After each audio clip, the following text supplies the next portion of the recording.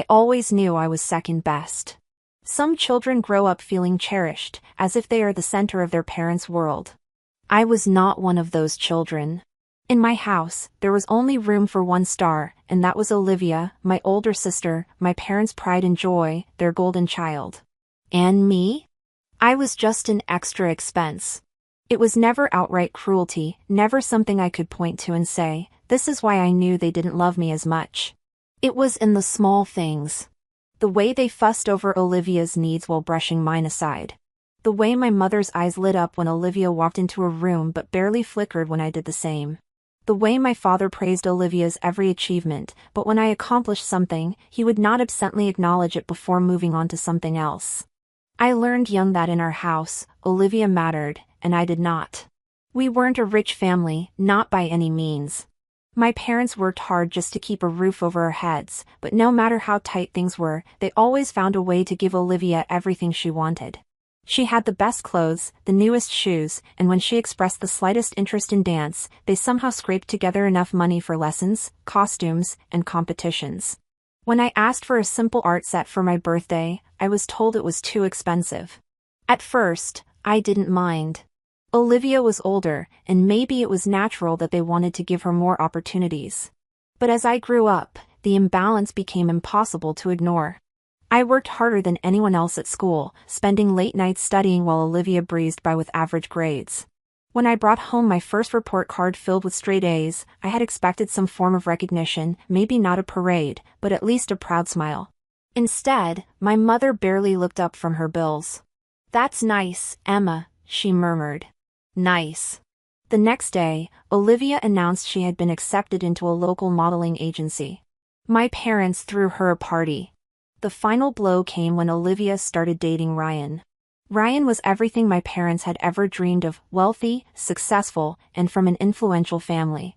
The moment he entered Olivia's life, it was as if he had entered all of our lives. My parents treated him like royalty. My father started calling him son within a month of meeting him, and my mother practically tripped over herself to make him feel at home. The obsession was instant and it was suffocating. Ryan took Olivia to lavish restaurants, gifted her designer jewelry, and promised to take care of her. My parents clung to him as if he were their last hope, their golden ticket out of the struggle they had lived with for so long. It was then that I started to disappear completely.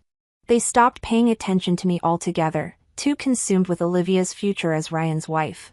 It was all they talked about, all they cared about, the wedding, the house Ryan was buying for Olivia, the vacations they would take, the life they would all live thanks to Olivia's perfect choice in men. I was an afterthought. Until one night when I overheard them talking. I had come downstairs for a glass of water, my footsteps light as I walked toward the kitchen, but then I heard my mother's voice, sharp and serious, in the quiet house. "We need to focus on Olivia's wedding," she was saying. "It's a once-in-a-lifetime opportunity for this family." "What about Emma?" my father asked, though he didn't sound too concerned. "She's a distraction," my mother replied without hesitation. "We don't have the money to waste on her." Waste? That was when I knew. I still remember the day they told me I was leaving. The morning air was crisp, a cool breeze drifting in through the open window as I sat at the kitchen table. The scent of fresh-baked bread filled the house, but it did nothing to soothe the knot in my stomach. My mother stood by the counter, pouring herself a cup of tea, her movements precise, calculated. My father sat across from me, his fingers tapping idly against the wooden surface. Olivia was in the living room, humming softly as she flipped through a bridal magazine. Everything felt so normal, except for the fact that I could feel something was coming. "We need to talk," my father said finally, his voice heavy. I swallowed hard. Those words had never meant anything good in this house. My mother set her cup down and folded her hands in front of her. "Your Aunt Margaret has agreed to take you in." The words hit me like a slap. I blinked, certain I had misheard. "What?" My father cleared his throat, looking uncomfortable. "It's for your own good, Emma." "For my own good?" I let out a breathless laugh, but there was nothing funny about it. "You're sending me away?" My mother exhaled sharply, already impatient with my reaction. "This isn't a punishment," she said, as if that somehow made it better. "Your aunt lives in a bigger city." There are more opportunities for you there. Opportunities? I repeated, numbly. And what if I don't want to go? My father frowned, as if the idea of me refusing had never even crossed his mind. Emma, this isn't up for discussion. I turned to Olivia, desperate for some sort of support, some sign that she didn't want me gone. Say something. She barely glanced up from her magazine. What do you want me to say? That this is insane? That they can't just send me away like I don't matter? Olivia side-flipped a page lazily. You're making this dramatic. It's not like they're kicking you out onto the streets. Aunt Margaret's nice enough. Nice enough? Like I was being packed up and shipped off to summer camp, not being discarded so they could focus on Olivia's perfect little wedding. The realization settled over me like a thick, suffocating fog. This wasn't about opportunities. This wasn't about what was best for me. This was about them. It had always been about them. They had found their golden ticket in Ryan, and I was nothing more than an inconvenience standing in the way of their fantasy life. I had always known I wasn't their priority, but I had never realized I was disposable. I can get a job, I said, my voice shaking now. I'll help with the wedding expenses. I won't be a burden. You already are, my mother interrupted, her tone sharp. Everything inside me froze. She didn't even look guilty. She meant it. And for the first time, I truly saw them for what they were. They didn't love me. Not really. Love wasn't something you could throw away when it became inconvenient. I stood abruptly, my chair scraping against the floor, but I wasn't even sure where I was going. There was nowhere to go. Nowhere that was mine. When? I asked, my voice barely above a whisper. My father shifted uncomfortably. Tomorrow. Tomorrow. They had already decided. This wasn't a conversation. It was a sentence. I turned on my heel and stormed upstairs, ignoring my mother's exasperated sigh. She didn't care that I was upset. She just wanted me to leave quietly. I slammed the door to my bedroom and pressed my back against it, my heart pounding. My gaze landed on the suitcase sitting at the foot of my bed. They had already packed for me. I spent the night staring at the ceiling, willing myself to wake up from this nightmare, but morning came and nothing had changed. They had my bag waiting by the door. My mother kissed Olivia on the cheek, whispering something about dress fittings, and Olivia beamed. My father checked his watch, already eager to be done with this. Not a single one of them looked at me. Not even when I picked up my suitcase. Not even when I stepped out the door. Aunt Margaret's car idled in the driveway, her expression unreadable as she waited for me. I turned one last time, hoping, praying, begging for some kind of sign that they cared, that maybe, just maybe, this hurt them too. But they were already moving on. My mother fussed over Olivia's hair. My father scrolled through his phone. Olivia laughed at something on her screen. Like I wasn't even there. Like I had never been there. And that's when I knew they had already erased me. I swallowed down the lump in my throat, turned away, and got into the car. I didn't look back. And they didn't either. I had been thrown away. And for the first time, I realized something terrifying. I was completely alone. Starting over was brutal. It wasn't just the physical exhaustion of juggling jobs, scraping together enough money to pay my expenses, or studying late into the night with barely enough energy to keep my eyes open. It was the loneliness. The crushing realization that the people who were supposed to love me, the ones who were supposed to fight for me, had thrown me away like I was nothing. I spent the first few months wondering if they ever thought about me, if they ever regretted their decision, if they even noticed I was gone. But the calls never came. Not once. And that's when I knew I was truly on my own. Aunt Margaret did what she could, but she was a retired school teacher living on a pension. She had a good heart but not a lot of money. I refused to be a burden, so I took any job I could find. Mornings, I worked at a bakery. I woke before the sun rose, kneading dough, inhaling the scent of fresh bread while my hands cracked from the constant exposure to flour and heat. Afternoons, I attended college classes. I sat in the back, exhausted, struggling to keep up, but I refused to fall behind. I wasn't just there to get a degree. I was there to prove to myself that I was worth something. Evenings, I waited tables at a small diner. I smiled at customers who barely acknowledged me, cleaned up after people who left messes without a second thought, and walked home with aching feet, counting my tips and hoping they'd be enough to cover groceries. Some nights, I skipped meals. Some weeks, I wondered if I'd make it through. But no matter how hard it got, I never once thought about crawling back to them. They had made their choice. And so had I. I met Noah on one of those late nights at the bookstore where I worked part-time between my other jobs. He was one of those customers who never seemed to actually buy anything. Instead, he spent hours flipping through business books, taking notes in a worn-out notebook, and looking like a guy with 1,000 ideas and no plan to make them happen. One night, while I was closing up, he looked up at me and asked, "Do you ever think about doing something bigger?" I snorted, shoving books onto the shelf. I barely have time to think about anything but.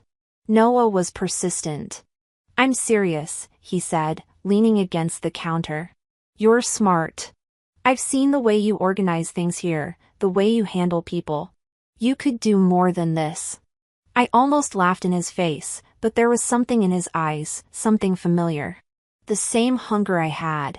The same desperation to prove that we weren't just struggling nobodies doomed to scrape by forever. That night, we talked until the bookstore owner kicked us out. By the next week, we were meeting up after our shifts, brainstorming ideas, sketching out plans on napkins, dreaming about things that felt impossible. Until one night, over cheap takeout in Aunt Margaret's tiny kitchen, we decided to stop dreaming and start doing. We were going to start a business. We had no idea what we were doing, but we were going to try anyway. It was a disaster at first. We failed over and over again. We started with a small online service, helping students with resume writing and job applications. The idea was solid, but no one took us seriously. We moved on to freelance consulting, offering business strategies to startups, even though we barely had experience ourselves. Most people ignored us. We worked out of coffee shops, borrowing Wi-Fi, living off cheap black coffee, sending out pitch emails at 2 in the morning, hoping anyone, would give us a chance. No one did. Not at first. I remember the night we nearly quit. We had $47 left between the two of us. Noah sat across from me at our favorite cheap diner, staring at his half-eaten burger. "Maybe we should just get normal jobs," he muttered. And for the first time, I almost agreed. I was exhausted.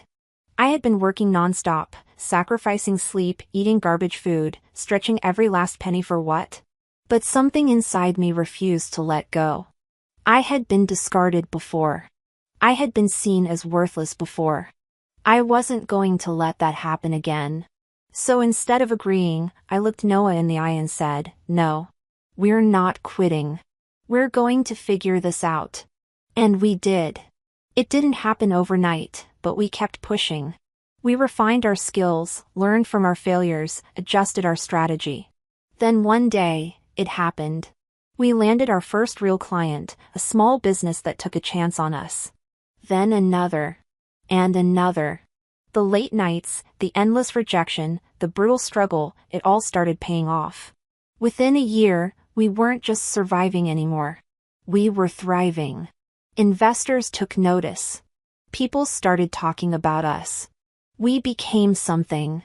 I watched as our tiny, struggling startup turned into something bigger, something real. And for the first time in my life, I had something that was truly mine. Something no one could take away.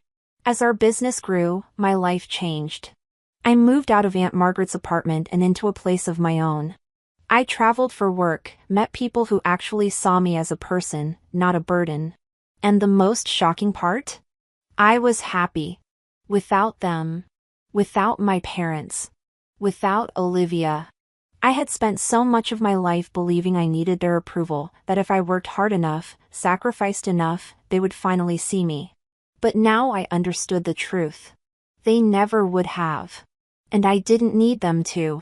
Because I had built a life without them. A life so much bigger than anything they could have imagined. And soon, they were going to find out just how much they had lost. There was a time when I thought I would never escape the shadow of my family, when I believed that no matter how hard I worked, I would always be the forgotten one, the castaway. But I was wrong. What started as a desperate attempt to survive, a tiny startup with nothing but determination and sleepless nights, grew into something unstoppable. Noah and I didn't just build a business. We built a legacy. At first, our growth was slow, steady, but unspectacular. We invested every dollar wisely, poured every ounce of our energy into making the company bigger, smarter, stronger, while other businesses took reckless risks. We made strategic moves. I studied finance, technology, and business strategy like my life depended on it, because in a way, it did. I refused to be ignorant. I learned how to negotiate, how to recognize a bad deal before it even reached the table. Every weakness I had once been shamed for, I turned it into a strength. And then it happened. One deal, one game-changing investment. We landed a partnership with a major corporation, a company that had the resources we needed to scale beyond our wildest dreams. In a matter of months, we went from a small, respectable business to one of the fastest-growing brands in the market. Our name was everywhere. Noah and I were invited to exclusive networking events, recognized as rising stars in the business world. People who had once ignored us were now desperate to be in our orbit. We had built something extraordinary. And then one night, I saw the news. At first, I thought I had misread the headline. Ryan Carter's business faces financial ruin. I clicked on the article, my heart pounding, not out of fear, not out of concern, but out of something colder, something sharper. Curiosity. I read through every line, absorbing every detail. Years of reckless spending, poor investments, and arrogance had finally caught up with him. His empire was crumbling. The very man my parents had sacrificed me for was losing everything. And my parents? They had built their entire dream life on Ryan's wealth. They had never saved a cent, never considered what might happen if their golden ticket failed. Now they were scrambling. No money. No security. No way out. It was poetic. I closed my laptop and sat in silence for a long moment. I should have felt something, shouldn't I? Regret? Pity? But all I felt was a slow, calculated sense of justice. For years, they had treated me like I was nothing. They threw me away without a second thought. And now I was the one with the power. I had a choice to make. And I already knew what I was going to do. I picked up my phone and called Noah. I want to buy Ryan's company. There was a pause, then a low, amused chuckle. I thought you might say that. Acquiring Ryan's business wasn't difficult. He was drowning in debt, desperate for a bailout. He had no idea that the company he had built was about to land in my hands. At the final negotiation meeting, he walked in looking exhausted, defeated. For a moment, he almost looked like the man I remembered, the man my parents worshipped, the man they believed was untouchable. But now? Now he was nothing. And I was the one sitting on the other side of the table, completely in control. He had no idea. Not yet. He went through the usual routine, talking about investment opportunities, the restructuring he was planning, the ways his company could bounce back with the right funding. And then I said it. I'm not investing, Ryan. I'm buying. He blinked.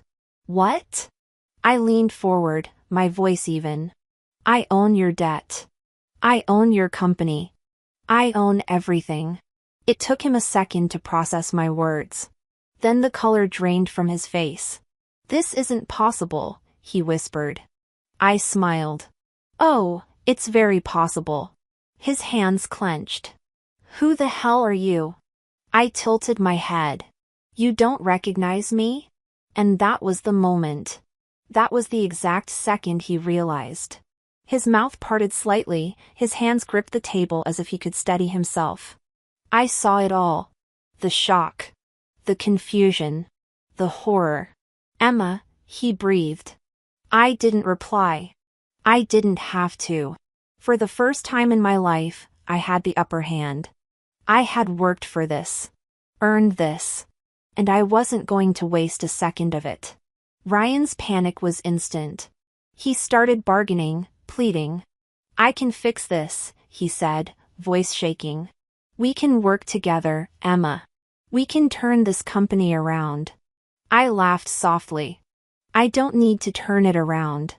I already own it. His breathing was uneven. He looked like he was on the verge of begging. "Please," he whispered. I remembered the way my parents used to talk about him, how they would gush about how perfect he was, how they would smile as they shipped me off, treating me like a problem they were finally rid of. They had handed Olivia everything, and now they had nothing. And I had everything. For a long moment, I just stared at him. I could crush him completely. I could take everything he had left, leave him with nothing, just like they had left me. But I didn't care enough to destroy him. He wasn't worth it. So I stood up, sliding the final contract across the table. "You'll keep 20% of the company," I said, voice cold and precise. "Enough to survive. Enough to watch what I do with it." He swallowed. "And the rest?" I smiled. "It's mine." They had forgotten about me for years. I had been nothing more than a shadow, a discarded afterthought in their carefully curated lives. But now I was everywhere. My name was splashed across business reports, financial magazines, and corporate news. Emma, the investor who had saved a struggling empire. The woman who had turned an unstable corporation into a powerhouse. Despite everything, Ryan and Olivia still held on to their pride. They thought they were above everyone else. They convinced themselves that even after losing their wealth, they were still part of an exclusive world, a world of elegance, power, and untouchable status. So when an invitation arrived for one of the most exclusive weddings of the year, they accepted without hesitation. The envelope was crisp white, thick with golden embossed lettering. No names were listed on the sender card, just a simple phrase, a union of power and legacy. Ryan saw it as an opportunity, a chance to rub elbows with high society again, maybe even an opportunity to network, to rebuild what he had lost. Olivia was ecstatic. She had always loved glamorous events, and even though she had lost her luxurious life, she still believed she belonged among the elite. They had no idea what was waiting for them. The venue was breathtaking, an estate overlooking the ocean, lit up in golden hues as the sun set over the horizon. Expensive floral arrangements lined the entrance, luxury cars parked in neat rows, guests arrived in designer gowns and tailored suits, sipping on champagne as they whispered about the mysterious couple at the center of it all. Ryan straightened his jacket as he and Olivia stepped through the grand entrance, their eyes scanning the lavish setting. "This is incredible," Olivia murmured, looping her arm through his. "Who do you think it is?" Ryan smirked. "Someone important." They moved further inside, admiring the decor, greeting people they hadn't seen in years. For a brief moment, they felt like they belonged again. And then the music shifted.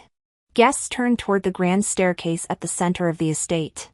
And that's when they saw me. I stood at the top of the staircase, wearing a gown that shimmered like liquid gold under the soft lighting. I watched as Ryan's eyes widened, his face draining of color. Olivia gripped his arm, her breath catching in her throat. "No," she whispered. "It can't be." But it was. I descended the stairs with deliberate, graceful steps, my heart steady, my expression unreadable. The girl they had thrown away was now standing at the center of a world they could only dream of. And then Noah stepped beside me. Ryan's shock deepened as he took in the man standing at my side, the man I was about to marry. Noah, my partner in business, in life, the man who had built an empire with me from the ground up, the man who had helped me become untouchable. He placed a steady hand on my waist and kissed my temple softly before turning to the crowd. "Ladies and gentlemen," he said, his voice rich with confidence. "It is our honor to welcome you to our wedding." Ryan and Olivia were frozen in place. It was as if their world had just collapsed all over again. "She's marrying him?" Olivia stammered, her voice barely above a whisper. Ryan clenched his fists, his breathing uneven. He had spent the last few years desperately trying to rebuild his life, trying to regain his status, his power. And now the woman they had once dismissed as irrelevant, the woman his in-laws had discarded like an inconvenience, was standing at the top of an empire he had lost. And worse? He had no control over it. No second chances. No way to take back what had already been done. I made my way toward them, a glass of champagne in hand. I let them stew in their own silence, let the weight of reality settle over them. Then finally, I smiled. "Ryan," I said, smoothly, tilting my head. Olivia. Ryan swallowed hard. Olivia's fingers curled around his wrist, her nails digging into his skin. Ryan's voice cracked slightly. I had no idea No, you didn't, I said simply, taking a slow sip of my drink. You never did. The words lingered, heavy with unspoken meaning. I let my gaze sweep over them, taking in their desperate eyes, the fragile way Olivia clung to him, the sheer disbelief written all over their faces. They had expected to come here as guests. Instead, they were spectators. Outsiders, watching me, watching what they had lost. Ryan swallowed his pride, his voice low and hesitant. Emma, he began, as if searching for something to say, as if there was anything he could say that would change the past. I gave him a gentle smile, one that held no warmth, no softness. Relax, I murmured. I didn't do this for revenge. His brow furrowed. I let out a soft chuckle. Do you really think I would waste my energy on you?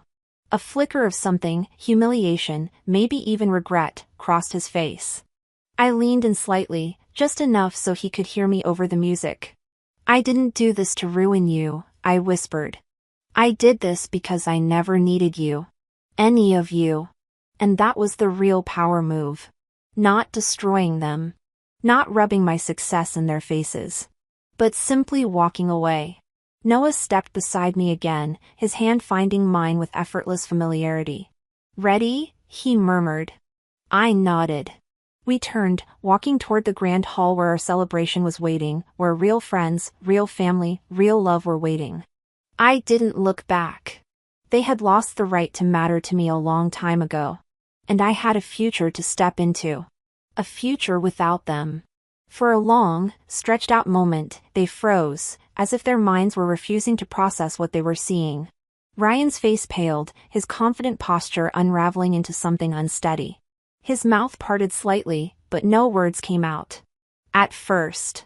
Emma, he finally choked out, his voice thick with disbelief. Across from him, my parents stood rooted to the spot, their eyes wide, their expressions frozen in a mixture of confusion and terror. My mother clutched my father's arm as if needing support to stay upright. But it was Olivia's reaction that satisfied me the most. She looked absolutely gutted, her hands trembled at her sides, and for once in her life, she had nothing to say. The perfect, untouchable life she had built was cracking apart right in front of her. I smiled, calm, unshaken, powerful. Surprised to see me? Silence. Then my father, who had always spoken to me in orders, in condescending sizes, in sharp, clipped words, finally found his voice. This isn't possible, he muttered, shaking his head as if that would make the reality of my existence disappear. I tilted my head. Why not? His throat bobbed. Because He stopped himself, but I knew what he was about to say. Because we left you behind. Because we erased you from our lives. Because you weren't supposed to come back. My mother took a shaky step forward, her voice desperate. Emma, honey, I cut her off before she could spew any more lies. You don't get to honey me, Mom. You made it clear I was never part of this family. I watched the words hit her like a bullet. She flinched, her mouth opening and closing, struggling to find a way to justify the years of silence, the abandonment, the betrayal. Olivia's nails dug into her palm as she finally snapped out of her daze. This has to be some kind of joke, she spat. You're lying. You can't be the one who bought Ryan's company. I met her gaze with a slow, confident smirk. Can I? She took a step back as if the truth physically burned her. You were nothing. The words came out before she could stop them, before she could soften them with fake affection. And that was all I needed to hear. I had always known it, always felt it in the way they treated me, the way they discarded me. But hearing it? It was freeing. I let my smile widen. And yet, here we are. You, standing in ruins, and me. I swept my arms around the opulent venue, standing at the top. Ryan took a slow, unsteady step forward, his voice shook. Emma, listen. I raised a hand. Don't. His mouth snapped shut. I exhaled, tilting my head as I studied him, the man I once thought was untouchable, the man my parents had sacrificed me for. Now he just looked small. You don't get to rewrite history, I said, my voice remaining smooth, even, unbreakable. My parents, Ryan, Olivia, they all wore the same expression. One I'd memorized years ago. Panic. Panic that I was no longer under their control. Panic that their power over me had vanished. Panic that they had thrown away the wrong daughter. My father was the first to break. He let out a shaky, nervous chuckle, a weak attempt at regaining control. Well, he said, adjusting his tie. I suppose we were all young and foolish back then, weren't we? But family is family, Emma. Surely we can put the past behind us. I let out a soft laugh, shaking my head. They were predictable, always manipulating, always pretending they weren't sorry, they weren't even ashamed. They were just afraid. I leaned in slightly, my voice dropping to something sharper, colder. You don't get to crawl back into my life just because it's convenient for you now. My father stiffened. My mother's lower lip trembled. Olivia's nostrils flared with rage. Olivia's voice was strained with desperation. Emma, I turned my gaze to her, waiting, letting her feel the weight of my silence. I never meant to hurt you. I blinked. The audacity. Did you? I asked softly. Then tell me, Olivia, what exactly did you mean to do when you let my parents throw me away like I was worthless? She had no answer. I let the silence stretch between us before leaning back and letting out a breath. This isn't about revenge, I said, finally, my voice lighter now, almost amused. Ryan and Olivia stared at me, confused. I laughed. If I wanted revenge, don't you think I would have let you suffer, let you lose everything without a way to rebuild? My father's brows furrowed. Then what do you want? I took a slow sip of my champagne, then gave them a smile so sharp it could cut. Nothing. I watched the truth crush them. I didn't want their apology.